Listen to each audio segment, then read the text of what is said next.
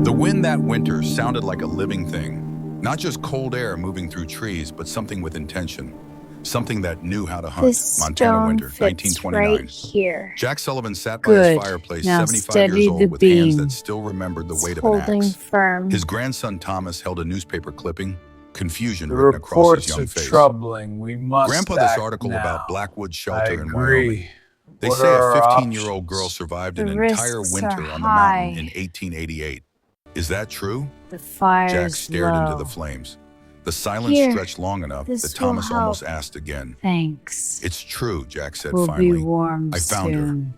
Why do they call her a hero? Jack's jaw tightened.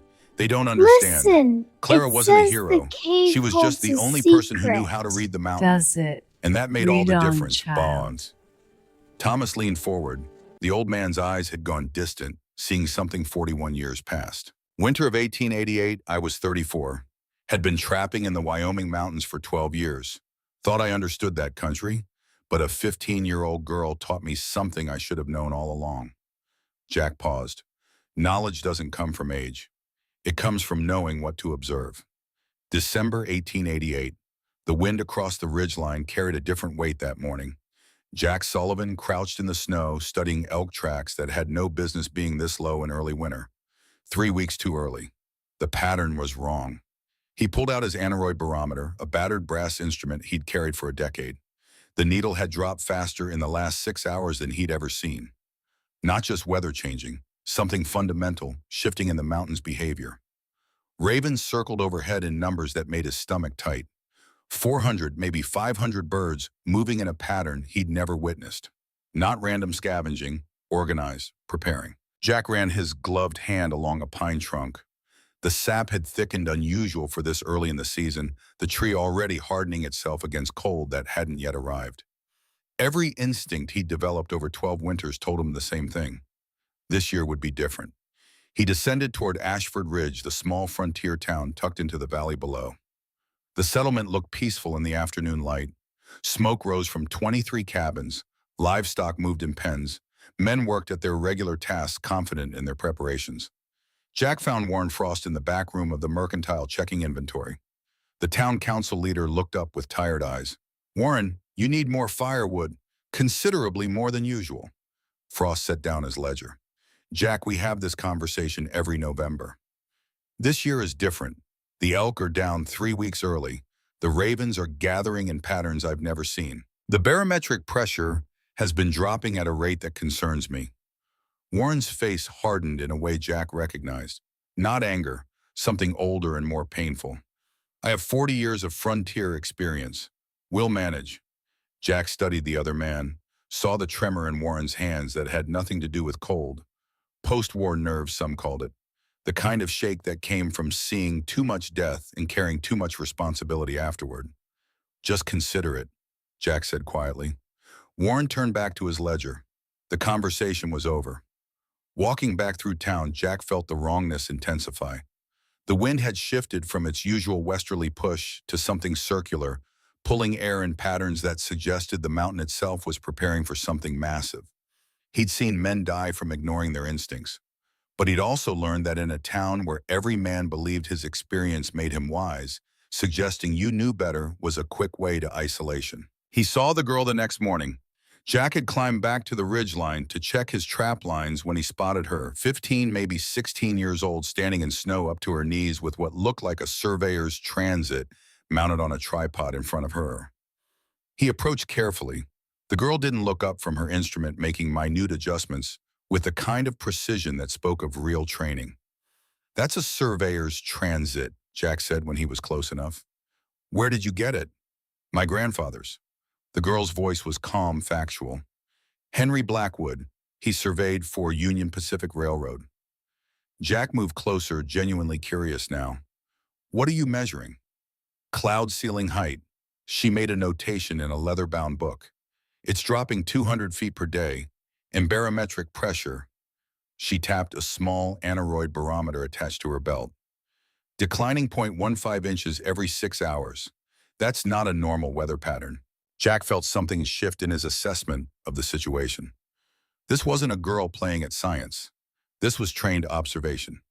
"Where did you learn this?" Grandfather taught me surveying, basic meteorology. He said mountains are structures. Understand the structure, understand the behavior. She finally looked up at him. Clear eyes, no hesitation. You're Jack Sullivan. You hunt these ridges. I do. Then you've noticed the elk migration is early, the raven gathering patterns, the pine sap production. Jack nodded slowly. I have. It's not coincidence. Clara returned to her transit. These are measurable phenomena indicating a significant weather event. I estimate 17 to 21 days before the primary storm system arrives. And when it does, standard cabin construction in Ashford Ridge won't withstand the snow load. The certainty in her voice made Jack uncomfortable. Not because he doubted her, but because he believed her, and that belief carried implications he didn't want to face. Have you told anyone else about this? My mother and I presented our concerns to several families. They called us hysterical. No emotion in the statement, just fact. Jack watched her work for another minute, then asked the question that mattered.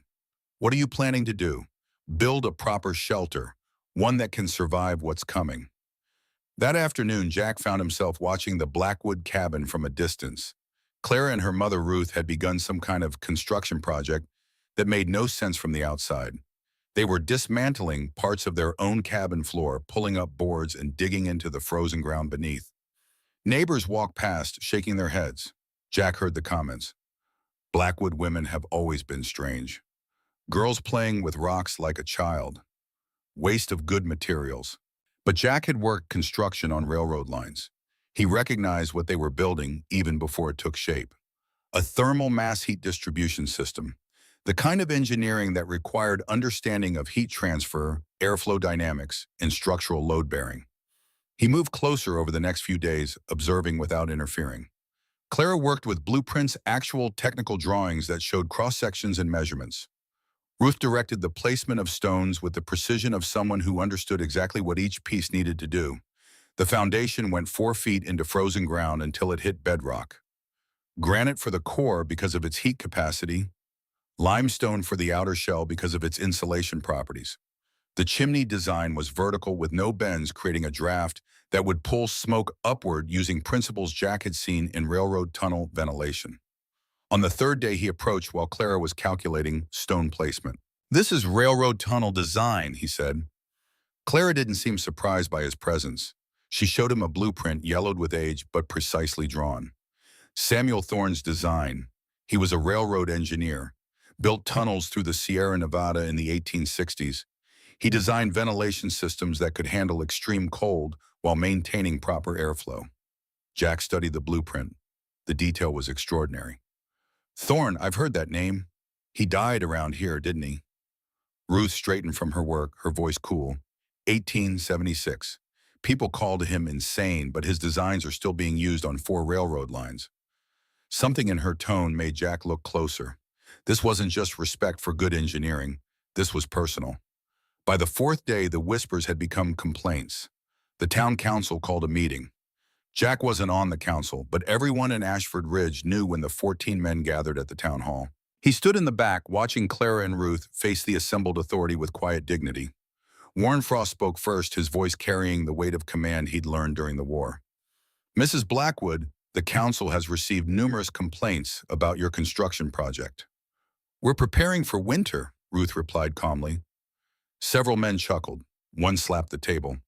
Everyone prepares for winter, Warren said. Clara stepped forward, spreading blueprints across the council table. Her voice was clear, carrying none of the deference a 15-year-old girl was expected to show 14 older men. Cloud ceiling is declining 200 feet per day. Barometric pressure is dropping 0.15 inches every 6 hours. Snow accumulation rate at 8,000 feet altitude is currently 3 inches per day and accelerating. Standard cabin roofs in Ashford Ridge are built to support 40 pounds per square foot maximum load. If current patterns continue, we'll exceed 60 to 70 pounds per square foot within 3 weeks. The room went silent, not the silence of consideration, but the silence of men confronted with something that challenged their fundamental assumptions about who possessed valid knowledge. Robert Hayes, the town doctor, leaned forward. How did you calculate that? Surveyor's instruments, my grandfather's meteorological tables, railroad engineering load specifications. Warren's voice went tight. How old are you? 15, sir. 15. Warren stood slowly. And you believe you understand more than men with 30, 40 years of experience in this country. I don't claim to know more than you, Clara said evenly. I'm simply reporting what the instruments measure. The data doesn't depend on who reads it. Jack saw it then, the tremor in Warren's hands intensifying, the way the older man's jaw clenched. This wasn't just about a girl challenging authority. This was something deeper. Warren's voice cracked. My son Marcus was 16 years old. Winter of 1885. He told me he felt a storm coming. Said he sensed it in his bones. I told him he was being hysterical. Told him not to spread panic. The room had gone utterly still. I found him 200 yards from our cabin, 3 days after the blizzard started, because I didn't believe him. Ruth's voice softened. Then you should believe us now. No. Warren's response was immediate, almost violent. Because if I believe you and you're wrong, this entire town will panic. They'll hoard supplies. The elderly will suffer. Children will go hungry from the chaos. I watched that happen after the war. I will not allow it to happen again. Jack understood then. Warren wasn't rejecting Clara's data because he thought she was wrong. He was rejecting it because he couldn't bear to be right and helpless again. The trauma of losing his son had twisted into a need for control so absolute that evidence itself became the enemy. Mr. Frost, Clara said quietly, you're not afraid of panic. You're afraid of facing the fact that you were wrong before. Warren flinched as if struck. Clara continued, her voice never rising. But you're correct about one thing. I can't save everyone with words, only with actions. The vote was swift, 14 hands raised. Warren's voice was steady when he delivered the verdict, but Jack saw the cost in his eyes. The Blackwood women will leave Ashford Ridge before the first heavy snow. You're creating panic. This town cannot afford that. Clara looked at each council member in turn. When her gaze reached Jack in the back of the room, he felt the weight of his own silence like a stone in his chest. He believed her. He knew she was right, and he said nothing. You're making a mistake, Clara said. That's not your decision to make, Warren replied. Clara and Ruth gathered their blueprints and walked out. The door closed behind them with a sound like finality. That night, Jack stood outside the Blackwood cabin in the darkness. He could see Clara and Ruth inside packing supplies by lamplight. Moving with purpose, not desperation. They had known this was coming. Jack left a package by their door. Matches, salt rope, and a map one he'd found years ago in an abandoned trapper's cabin. The map showed a route to a cave at 8,400 feet. He'd never been there himself, but old-timers had spoken of it. A place Samuel Thorne had used. He didn't knock, didn't announce himself. Just left the package and walked away into the darkness, carrying his cowardice with him. Snow began falling the next morning, not gentle flakes drifting on calm air. This snow came horizontal, driven by wind that had teeth. By noon, the road out of town had disappeared under white. Jack watched from his cabin window as Clara harnessed herself to a wooden sled. Ruth lay wrapped in blankets on top, too weak from weeks of illness to walk. Their cow was tied to the back, its breath steaming in the frigid air. The entire town seemed to be watching. People stood in doorways and at windows. No one helped. No one spoke. They just watched as a 15-year-old girl leaned into the harness and began to pull. Step after step, the sled moved forward. Clara's small figure bent against the wind, dragging the weight of her sick mother and their meager supplies up toward the mountain that loomed invisible in the storm. Jack's hands gripped his window frame hard enough to hurt. He should help, should at least give them extra food, warmer blankets, anything. But he didn't move. Fear held him in place. Fear of association. Fear of being exiled alongside them. He watched until they disappeared into the white. Just a dark shape becoming a shadow, becoming nothing. The storm intensified as darkness fell. Wind screamed through the valley with a sound Jack had never heard before. Not the usual Wyoming blizzard. Something bigger. Something that made the cabin walls creak and the windows rattle in their frames. Jack lay awake that night listening to the wind, thinking about a 15-year-old girl somewhere on the mountain with a sick mother and a load of supplies that wouldn't last a month. Thinking about his map, hoping she'd found it, hoping it was accurate. Mostly thinking about the look in her eyes when she'd swept her gaze across the council room. Not pleading, not afraid, just measuring, calculating who had the courage to stand with truth and who would choose the comfort of consensus. He had failed that measurement. The wind grew worse through the night. By morning, drifts had buried the lower cabins to their windows. The snow kept falling and falling and falling. Jack pulled on his heavy coat and went to check the woodpile. His calculations said he had enough for a normal winter. But if Clara was right, if this storm was the beginning of something bigger, his supplies would run out before spring. He looked up at the mountain invisible behind curtains of snow. Somewhere up there, Clara Blackwood was either dying or surviving, and when spring came, Jack would have to live with the knowledge of which one it turned out to be and what his silence had contributed to the outcome. The thought settled in his chest like ice. 41 years later, sitting by his fireplace in Montana, Jack would tell his grandson that this moment standing in the snow, looking at the mountain while a girl fought for survival alone, was the moment he understood what cowardice truly cost. Not just the person abandoned, but the person who did the abandoning. Both paid the price, just in different ways. The snow continued to fall on Ashford Ridge. The wind continued to scream. And somewhere high on the mountain in a cave that most people believed was just a trapper's legend, a 15-year-old girl was about to prove that knowledge properly applied was stronger than experience, louder than pride, and more enduring than the harshest winter Wyoming had ever seen. The climb nearly killed her. Not from cold, though the temperature had dropped to 20 below zero by the second day. Not from exhaustion, though Clara's legs trembled with every step by the time she reached 7,000 feet. The thing that nearly killed her was doubt. Her father's voice, 3 years dead, but still sharp in her memory. Don't be a weight on your mother, Clara. Don't be a burden. She pulled the sled through drifts that reached her thighs. The rope had worn through her gloves by the first afternoon. By nightfall, her hands were bleeding. She wrapped them in strips torn from her undershirt and kept pulling. Behind her, Ruth drifted in and out of consciousness. The fever had worsened with altitude. Clara checked her mother's pulse every hour. Weak but steady, breathing shallow but regular. The medical training Ruth had received as an Army nurse during the war had been passed down in fragments. Enough for Clara to know her mother was dying, not enough to stop it. The cow followed without complaint, its hooves finding purchase on ice that Clara's boots could barely grip. She'd tied the animal loosely enough that if it fell, it wouldn't drag the sled down with it. Practical thinking, the kind her grandfather had taught her, calculate the acceptable losses before they become unacceptable. On the third day, Clara found the map. She'd stopped to rebalance the sled's load when she noticed the package tucked into the supply bag. Not hers. The wrapping was oilcloth military grade tied with knots she didn't recognize.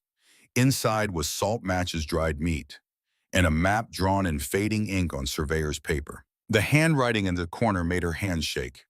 St. Samuel Thorne. The route marked on the map used triangulation points her grandfather had taught her to read. Ridge lines, elevation markers, compass bearings.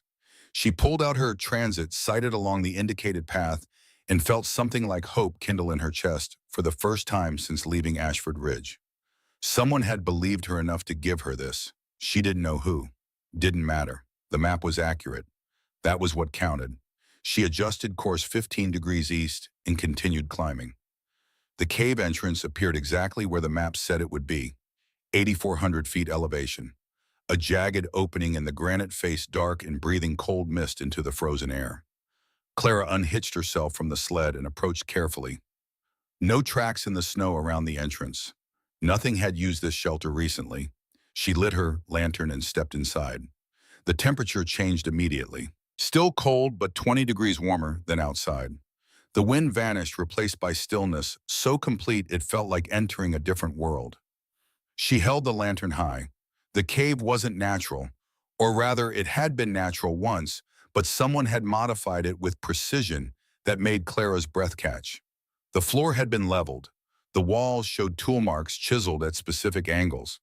And in the center of the space 40 feet from the entrance stood a stone hearth that made every principle of engineering her grandfather had taught her suddenly make perfect sense.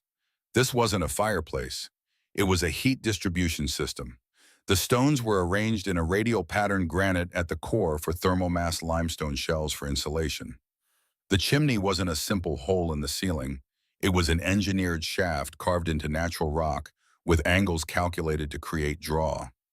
She recognized the design from railroad tunnel ventilation systems, the kind that could move air efficiently even in extreme conditions. Along one wall stood a stack of firewood arranged in crosshatched layers that allowed air circulation. Railroad lumber storage technique. Still dry after years, maybe decades of sitting in this cave.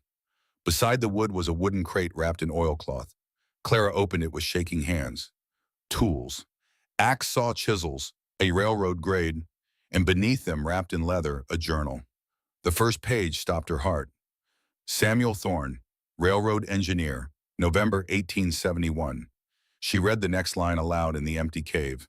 Expelled from Ashford Ridge for warnings regarding structural failures. Town rejected calculations. I take refuge here. Cave discovered during Railroad Survey, 1869. Will document proper shelter construction for future use. Clara turned pages, seeing technical drawings of extraordinary detail. Cross-sections of the hearth system. Calculations for heat transfer rates. Diagrams of chimney draft dynamics. This wasn't a diary, it was an engineering manual. She found the entry dated December 1871. My son, Warren, aged 19, voted with the council to exile me. He called my work paranoia. I bear him no ill will. Pride is a disease of youth. Perhaps time will cure him. Clara sat back, the journal heavy in her hands. Warren Frost, the man who had exiled her. Samuel Thorne's son. History didn't repeat. It echoed. Behind her, Ruth's weak voice broke the silence. What does it say? Clara looked at her mother, wrapped in blankets, skin pale as paper. It says we're going to survive. She built the fire exactly as Thorne's diagrams instructed, kindling arranged in a specific pattern, larger pieces placed at calculated angles. When she lit the match, the flames caught slowly, then began to breathe. Smoke curled upward. For a moment, it drifted toward the cave ceiling. Then something remarkable happened. The smoke turned sharply, pulled into the chimney shaft with force that made the fire itself seem to inhale. Heat spread across the stone floor. Clara felt it touch her frozen face like a benediction. Ruth began to cry quietly, not from sadness, from relief so profound it had nowhere else to go. Clara spent the next 3 days implementing every system Thorne had documented. The coal seam was exactly where his notes said it would be, 42 feet northwest, following a vein that ran 6 to 8 inches thick. She used his mining techniques, careful extraction that wouldn't destabilize the cave structure. Coal burned hotter than wood, longer, critical for the kind of coal that was coming. She found the hot spring by following Thorne's map deeper into the cave. Natural geothermal water, warm enough to drink, flowing through a channel the engineer had carved with precision. She cleared 6 years of debris and suddenly had drinking water, heat source, and humidity to prevent the kind of respiratory damage extreme dry coal could cause. Near the spring, in the warm, humid microclimate, pale mushrooms grew in clusters. Clara identified them carefully. Pleurotus austriatus, oyster mushrooms, edible high-protein vitamin D. Ruth's Army medical training had included basic nutrition. Between them, they had enough knowledge to survive. The ventilation system was genius. Thorne had engineered a dual-flow design. Fresh air entered low through cracks he'd carefully enlarged. Warm exhaust exited high through the chimney. The system prevented carbon monoxide buildup while maintaining temperature. Clara adjusted the ratios using Thorne's calculations, compensating for 2 people and a cow instead of 1. Every night she read more of the journal. Thorne's voice became her teacher. His failures became her instructions. The man the town had called insane had built a survival system that would outlast everyone who'd mocked him. In Ashford Ridge, the town was dying. Jack Sullivan watched it happen with the slow horror of someone who knew it was coming but lacked the courage to stop it. The first roof collapsed in late January. The Mercantile, Warren Frost's own building. The snow load had exceeded 65 pounds per square foot, exactly as Clara had calculated. The roof beams, designed for 40 pounds maximum, snapped like kindling. The sound echoed through the valley, a crack like rifle fire, then the long grinding rumble of structural failure. By the time people ran outside, the building had collapsed inward, crushing inventory, destroying supplies. Warren stood in the snow, staring at the ruins of his life's work. His hands shook, not from cold. The Mercantile collapse redistributed weight to neighboring buildings. Basic physics. Load that had rested on one structure now pressed on those around it. 3 more roofs failed in the next week. Each collapse made the next inevitable. Jack did the mathematics with growing dread. They'd lost the mercantile 2 family cabins and a storage barn. At this rate, the entire town would be gone before spring. Robert Hayes, the doctor, came to Jack's cabin on a bitter February morning. "We have scurvy cases," Hayes said without preamble. 3 confirmed, probably 5 more coming. Vitamin C deficiency. We're burning through food stores 3 times faster than normal because people need more calories to stay warm. The livestock are dying. Half the cattle froze when the barn roof collapsed. No milk, no fresh meat. Jack poured coffee. Hayes wrapped his hands around the cup like it was salvation. "Warren's instituting rationing," Hayes continued. 10 logs per family per day. It's not enough to survive on. "I know." Clara Blackwood's calculations were accurate. Jack said nothing. What was there to say? They'd all known it, some earlier than others, but knowing and acting were different things. Hayes stared into his coffee. "I should have spoken up at the council meeting." "We all should have." "You weren't on the council." "I could have been in the room, could have said something." Jack met the doctor's eyes. "We all chose silence. Now we're paying for it." Hayes left without finishing his coffee. That night, Jack found Warren alone in what remained of the mercantile. The older man sat on a pile of ruined lumber holding something in his hands. As Jack got closer, he saw it was a letter. Old paper, faded ink. "My father wrote this in 1875, Warren said without looking up. "Year before he died. He said I'd voted to exile him, and he understood. Said pride kills more men than cold ever will. Asked me to keep his blueprints. Said one day I might need them."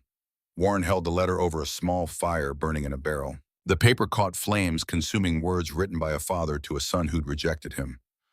"I burned his blueprints too," Warren said, "after he died. Couldn't stand looking at them. Couldn't stand being reminded that he'd been right and I'd been too proud to listen." Jack watched the letter burn. Understanding settled over him like weight. Warren hadn't exiled Clara because he thought she was wrong. He'd exiled her because he knew she was right, and admitting that meant admitting he'd failed his father the same way he'd failed his son. Some men couldn't carry that knowledge. The mind protected itself by rejecting truth. "She's dead by now," Warren said quietly. "The girl, up on that mountain." Jack thought about the map he'd left, about Samuel Thorne's cave, about a 15-year-old with surveyor's training and engineering blueprints. "Maybe," he said. "Maybe not." Late February, Jack was tracking elk when he saw the smoke, a thin column rising from the mountainside at impossible elevation. He stood staring at it for a full minute, not trusting his eyes. Nothing should be alive up there. The temperature hadn't risen above 0 in 6 weeks. The snow depth at that altitude would be 20 feet or more. But smoke didn't lie. Something was burning. And if something was burning, someone was alive. Jack turned his trek toward the column. The climb took 6 hours. He used ice axe and crampons, professional equipment he'd accumulated over 12 years of mountain work. Even with proper gear, the ascent was brutal. At 8,400 feet, the air itself felt thin. He found the cave entrance and stopped listening. Heard the sound of an axe biting wood. Regular rhythm. Practiced technique. Jack stepped inside. The warmth hit him first. Real warmth, not the barely survivable cold of a struggling fire, but the deep heat of a properly engineered system. Light came from a coal fire burning bright and steady in a stone hearth that belonged in a textbook on thermodynamics. Tools hung on the walls with military precision. Food stores organized by type and date. A cow standing in a corner pen, healthy and calm. And Clara Blackwood splitting firewood with axe strokes that showed perfect form. She looked up when his shadow crossed the firelight. No surprise in her eyes, just assessment. "Mr. Sullivan," she said, "would you like some milk?" She handed him a cup before he could answer. The milk was warm, fresh. He drank it while his brain tried to process what he was seeing. How he managed, finally. Clara showed him a blueprint. Samuel Thorne's designs. I followed the instructions. Jack studied the cave setup, the ventilation system, the heat distribution, the organization. This wasn't just following instructions. This was adaptation. Improvement.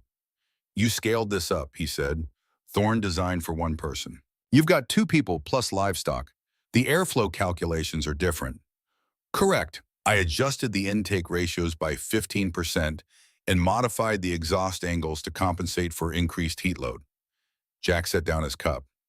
The town is collapsing, roofs failing, people starving. I know. How?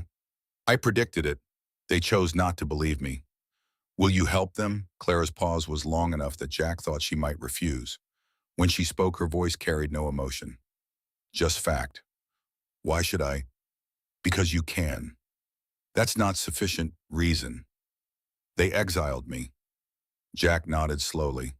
They did. I didn't defend you. I was a coward. But there are children dying down there. They didn't vote to exile you. Clara stared into the fire. Ruth watched from her bedding in the corner, silent. Finally, Clara spoke. Tell them this. 1 family at a time. 2 hours by the fire. Then they leave. I'm not offering forgiveness. I'm offering survival. There's a difference. Jack felt something in his chest loosen. Not quite redemption, but maybe the beginning of it.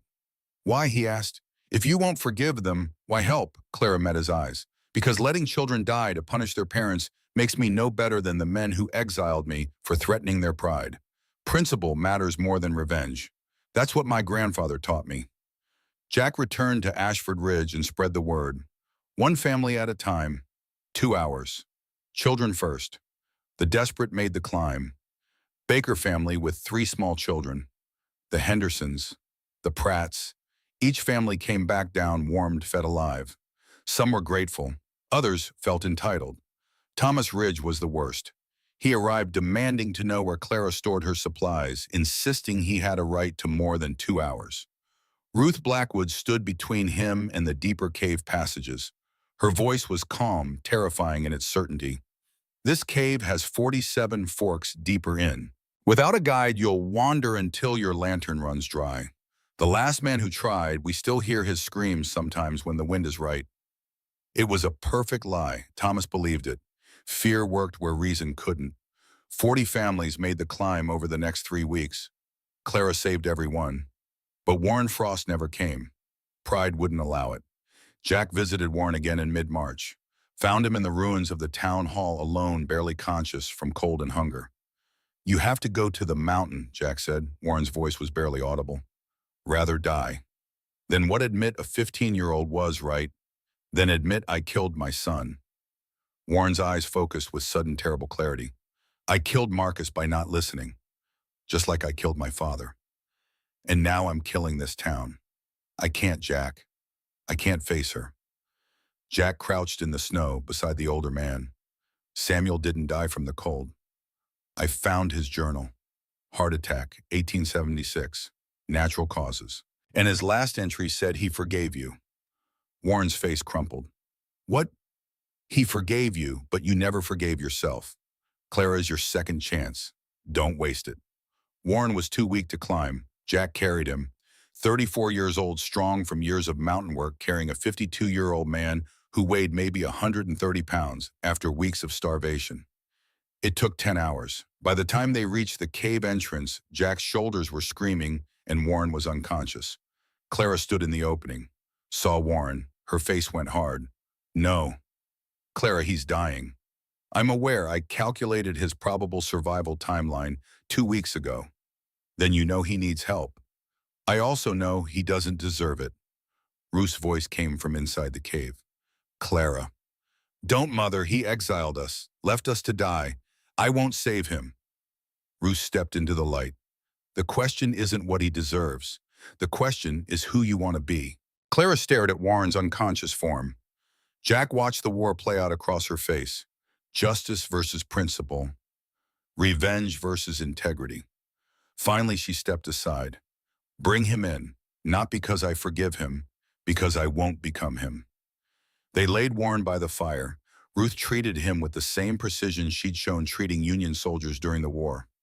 Gradual rewarming. Clean the frostbite damage. Monitor vitals. 3 days later, Warren woke up. Saw Clara sitting by the fire reading Thorne's journal. Why? His voice was broken. Not because you deserve it. Then why? Clara handed him the journal. Read page 47. Warren's hands shook as he turned pages, found the entry dated June 1876, read his father's words. I forgive you. Pride is not a sin, it is a burden. I hope these designs help someone, even if not you. Warren wept, not quietly, the kind of grief that comes from carrying weight too long. Clara watched without speaking. When he finally looked up, she said something that Jack would remember for the rest of his life. You can't bring back your father or your son, but you can stop killing the future. That's the only redemption available. Take it or don't. Your choice, Warren. Warren took it. April brought the thaw. Snow melted slowly from the valley, revealing Ashford Ridge like a body pulled from water. 18 of 23 cabins had collapsed. The mercantile was gone. The town hall roof had caved inward. Barns lay in splinters. Fences had disappeared under ice. 4 people had died. 3 elderly, 1 child. Malnutrition, hypothermia, complications from scurvy. The graves were marked with rough crosses, waiting for ground soft enough to dig. Jack stood in the ruins and felt the weight of those 4 deaths settle into his bones.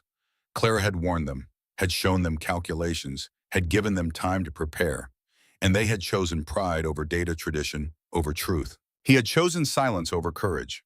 The survivors gathered in what remained of the town square on the first clear day of spring. 63 people, hollow-eyed and exhausted, standing in mud and snowmelt. Warren Frost walked into the center of the gathering. He'd lost 3 fingers on his left hand to frostbite. His face was thinner, harder, carved by hunger and shame into something that looked like honesty. He didn't raise his voice, didn't need to. In the silence of devastation, every word carried. I owe this town the truth. Warren's voice was steady but not strong. Clara Blackwood warned us. She had data, calculations, surveyors' instruments. I exiled her not because she was wrong. I exiled her because I was afraid she was right. The crowd shifted. Some looked at the ground. Others stared at Warren with expressions Jack couldn't read. My father, Samuel Thorne, warned me the same way in 1871. He had blueprints, engineering specifications, load calculations. I was 19 years old and I voted to exile him from this town. Called his work paranoia.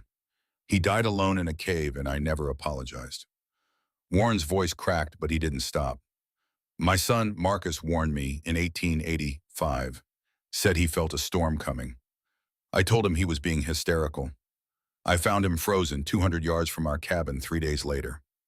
I have killed through pride 3 times, my father, my son, and nearly this entire town. Silence settled over the square like snow. Clara Blackwood saved 40 families, saved me when I deserved nothing. She did this not through forgiveness, but through principle. She's 15 years old and has more integrity than any man standing here. Robert Hayes stepped forward. The doctor looked older, worn down by weeks of treating frostbite and scurvy with inadequate supplies. I should have spoken at the council meeting. I knew Clara might be right. I chose politics over medicine.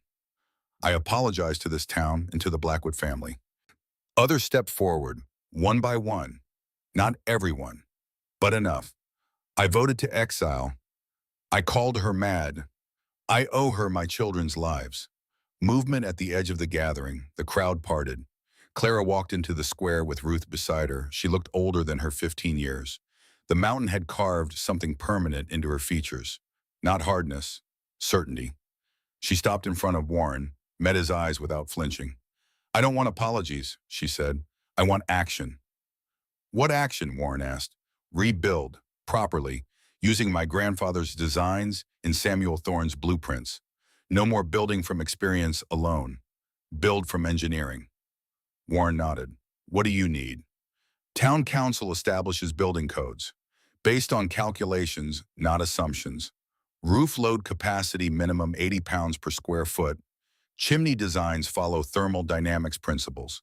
Material specifications based on structural requirements, not cost. Done. Mountain shelter designated as public refuge. No private ownership. Open access to anyone who needs it. Done. Clara's voice didn't change tone, but something in her eyes sharpened. And Samuel Thorne's name gets cleared. Full public recognition. Memorial. Proper marker for his grave. Warren's voice broke completely. Yes, all of it. I swear it. Clara nodded once. Then we start tomorrow. She turned and walked back toward the mountain. Ruth followed. The crowd watched them go in silence. Jack approached Warren after the others had dispersed. The older man stood alone in the mud, looking at his ruined town. That took courage, Jack said. Warren shook his head. Courage would have been listening the first time. This is just survival. Sometimes they're the same thing. Warren looked at Jack with eyes that had seen too much. You left her supplies. The map. I know it was you. Jack didn't deny it. Why didn't you speak up at the council meeting? Warren asked. You believed her. I saw it in your face. Because I was afraid, Jack said simply. Afraid of being wrong. Afraid of being exiled with her. Afraid of 100 things that seem ridiculous now. Are you still afraid? Jack thought about that.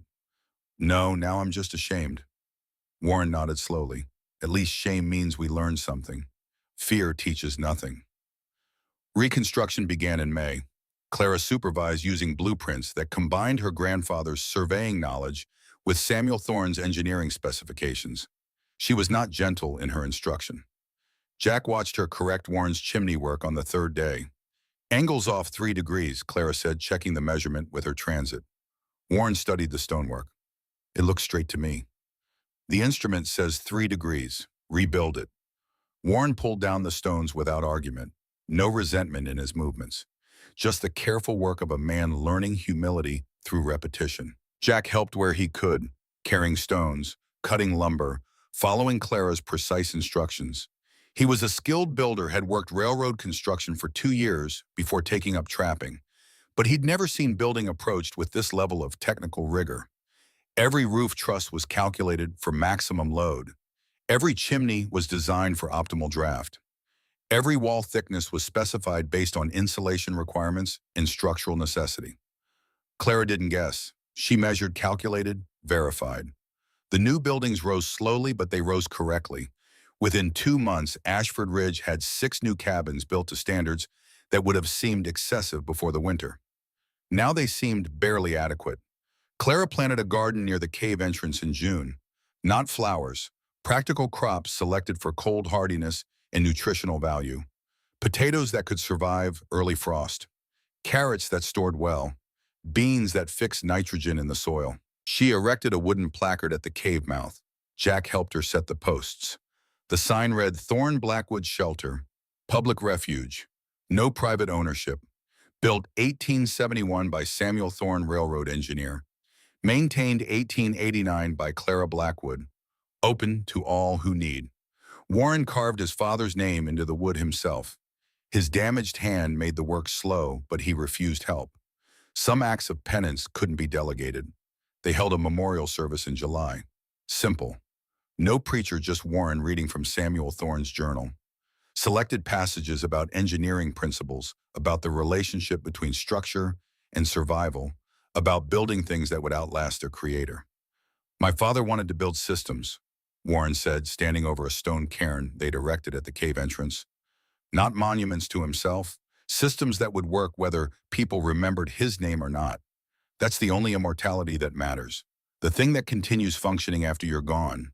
Clara added a single line. He succeeded. Summer turned to fall. Travelers began arriving at the shelter. Word had spread about the refuge on the mountain. Families passing through Wyoming. Trappers caught by early weather. A surveying crew that got disoriented in fog. Clara welcomed them all with the same policy. 1 group at a time, 2-hour maximum. Contribute labor if able. Leave the place cleaner than you found it.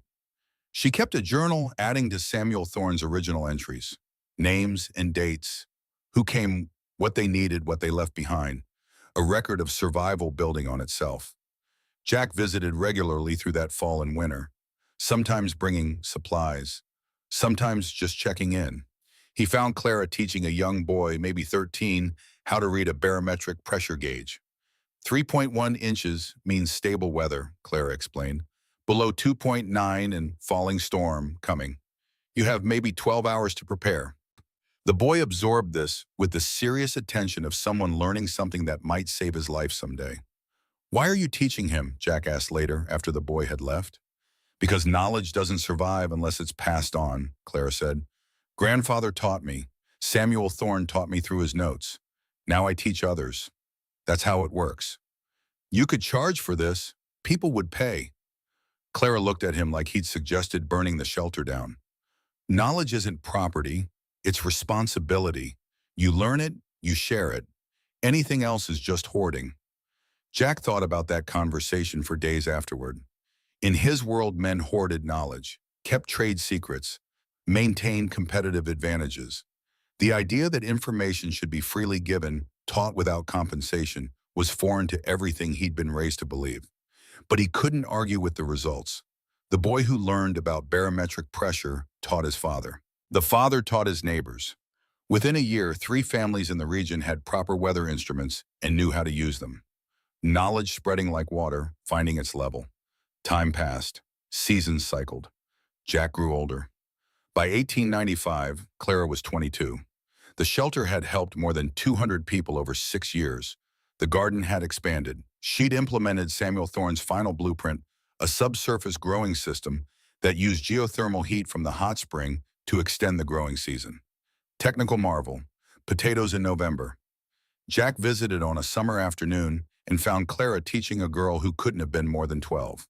The girl reminded him painfully of Clara at 15. Same serious expression, same careful attention to instruments. "Can you teach me to read mountains?" the girl asked. "I can teach you the instruments," Clara replied. "Mountains teach themselves. You just have to know how to listen."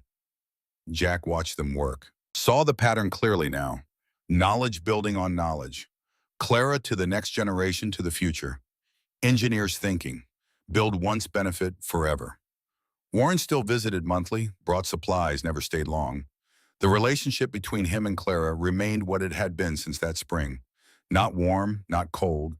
Respectful distance built on shared understanding that some wounds didn't heal. They just stopped bleeding. "My father would be proud," Warren said to Clara once watching her adjust the chimney draft on a new addition to the shelter. "Your father was always proud," Clara replied without looking up. "He just wanted you to listen." I'm listening now. 47 years too late for him, not too late for others.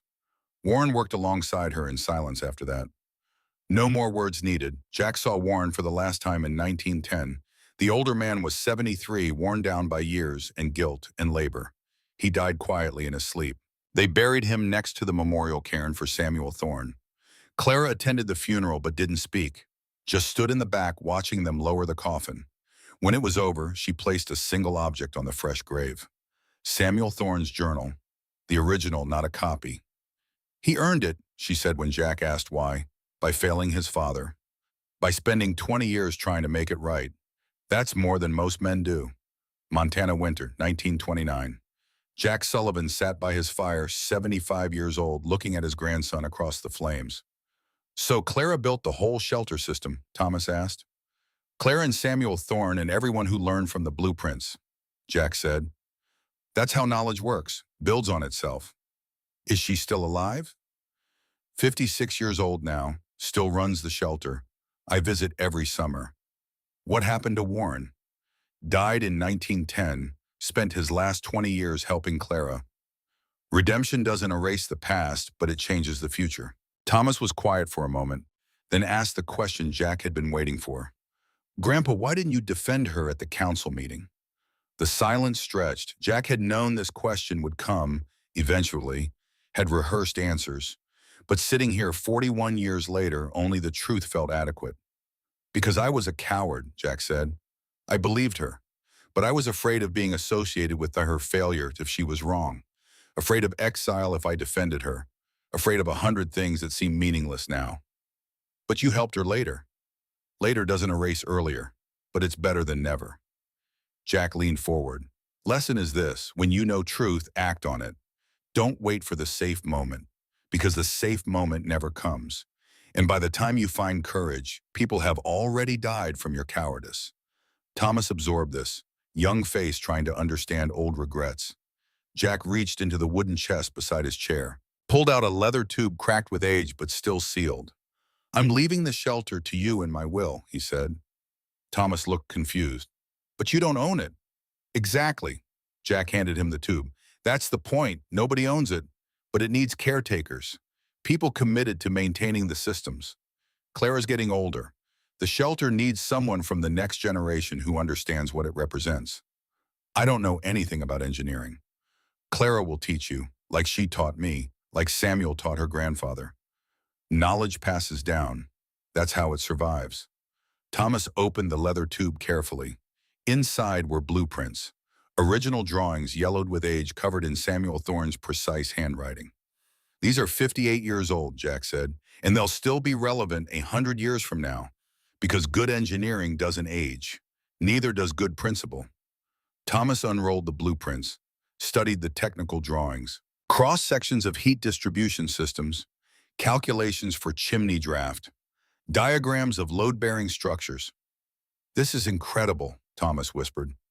"That's what happens when you trust data over ego," Jack said. "When you build for function instead of pride. When you create systems meant to outlast their creator." He stood moved to the window. Snow was falling outside, but nothing like the winter of 1888. Nothing would ever be like that again. "People ask me what made Clara special," Jack said. "I tell them nothing and everything. She wasn't a hero. She was just an engineer who trusted measurements more than assumptions. In a world full of men choosing pride over principle that made her revolutionary." He turned back to his grandson. "I'm 75 now. I've seen men die from stubbornness, seen towns collapse from arrogance, and I saw a 15-year-old girl survive because she had the humility to learn from a dead engineer's notes. That taught me something I should have known at 34. Legacy isn't about being remembered. It's about building things that outlast you." Thomas carefully rolled the blueprints. "What should I do with these?" "Study them, learn them, then teach someone else. That's all any of us can do. Pass knowledge forward. And have the humility to admit when someone younger knows more than you.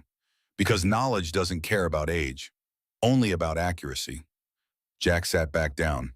The fire crackled. Outside wind moved through the Montana trees, but it was just wind. Not the hunting thing from 1888, just weather predictable and manageable. "That winter taught me what cowardice costs," Jack said quietly. "Not just the people you abandon, but yourself. Both pay the price, just in different ways. I paid mine every day for 41 years. Knowing I could have spoken and didn't, could have acted and chose fear instead." "But you did help eventually," Thomas said. "Eventually," Jack nodded. "And that has to be enough because it's all I have. The map I left, the supplies, finding her alive, telling her story so people remember not just her, but the principles she represented. Data over ego, system over sentiment, truth over comfort." He looked at his grandson, saw the young man trying to understand. Someday he would, when he was old enough to regret his own silences, to wish he'd been braver, to understand that courage wasn't the absence of fear, but the choice to act despite it. "Winter of 1888 was 41 years ago," Jack said. "But I remember every detail, the wind, the snow, the look in Clara's eyes when she swept her gaze across that council room and measured each of us, found us wanting. That look stays with you, teaches you. Even if the lesson comes too late to change what happened, it changes what happens next." Thomas held the blueprint tube like it was precious. Maybe understanding, maybe not, but learning. That was enough. "Tell me about the shelter now," Thomas said. "What's it like?" Jack smiled. First time in the conversation. "Beautiful. Not pretty, understand. Beautiful the way a bridge is beautiful. Functional, precise, serving its purpose perfectly. Clara's maintained it for 40 years, helped 2,000 people. The systems still work exactly as Thorne designed them. The knowledge still passes down, and every person who learns from her teaches someone else. That's immortality," Thomas said softly. "Only kind that matters." Snow continued falling outside. The fire burned low. Jack added wood-watched flames catch. Thought about another fire 41 years distant, burning in a cave at 8,400 feet. Thought about a girl with bloody hands pulling a sled up a mountain. Thought about all the choices made and not made that winter. "I'll go," Thomas said suddenly, "to the shelter. Learn what Clara teaches." Jack felt something in his chest loosen. Not forgiveness. He'd never forgive his own cowardice, but maybe acceptance. Maybe peace with the idea that passing knowledge forward was its own kind of redemption. Good, he said. Take the blueprints, study them on the journey, and when you get there, tell Clara that Jack Sullivan kept his promise. I told the story, made sure people knew, made sure Thorne's name survived. That was my penance. Not enough, never enough, but something. Thomas nodded. The young man stood gathered the blueprints prepared to leave. One more thing, Jack said. When you meet her, you'll think she's just an old woman maintaining a mountain shelter. Don't make that mistake. She's an engineer who changed how an entire region thinks about survival. She's a teacher who's trained 3 generations. She's living proof that the quietest voices sometimes carry the most truth. Remember that. Honor it. I will. After Thomas left, Jack sat alone by the fire. 75 years old, body worn down by mountain years. Mind still sharp with memory. He thought about Clara at 15, at 22, at 56 now. Thought about Warren's 20-year redemption. About Samuel Thorne's posthumous vindication. About all the people saved by a system built on principle instead of pride. Thought about the 4 graves in Ashford Ridge that might not exist if he'd been braver. If he'd spoken up. If he'd chosen truth over comfort. That was the weight he'd carry to his own grave. The cost of silence. The price of cowardice. But he'd told the story, passed the knowledge, given the blueprints to the next generation. It wasn't redemption, but it was responsibility. And sometimes that was all a man could offer. Outside the snow fell soft and quiet. Nothing like 1888. Nothing would ever be like that again. But the lessons remain. The principles endured. The shelter stood. Knowledge built on knowledge. Truth compounded over time. And somewhere in Wyoming, in a cave at 8,400 feet, a fire still burned according to specifications drawn by a man who died before Jack was born, maintained by a woman who'd proven that competence transcends age, gender, pride, and time itself. That fire would keep burning long after Jack was gone, long after everyone from that winter was dust. Because good systems outlasted the people who built them. That was the only immortality worth having. Jack closed his eyes and let the warmth from his own fire wash over him. Grateful finally, after 41 years, to have told the truth completely, to have passed the knowledge forward, to have in some small way honored the girl who taught him that measurements matter more than assumptions, that principle trumps revenge, and that the strongest shelters are built not from stone and wood, but from the courage to trust what the instruments say, even when everyone else calls you mad. The fire crackled. The wind blew. And somewhere far away in a cave that had saved 2,000 lives, another fire burned, according to blueprints drawn by a man the world had called insane. Samuel Thorne had been right. Warren had learned it too late. Clara had proven it early. And Jack had spent 41 years bearing witness. Now the story belonged to the next generation. The blueprints were passed, the knowledge moved forward. That would have to be enough.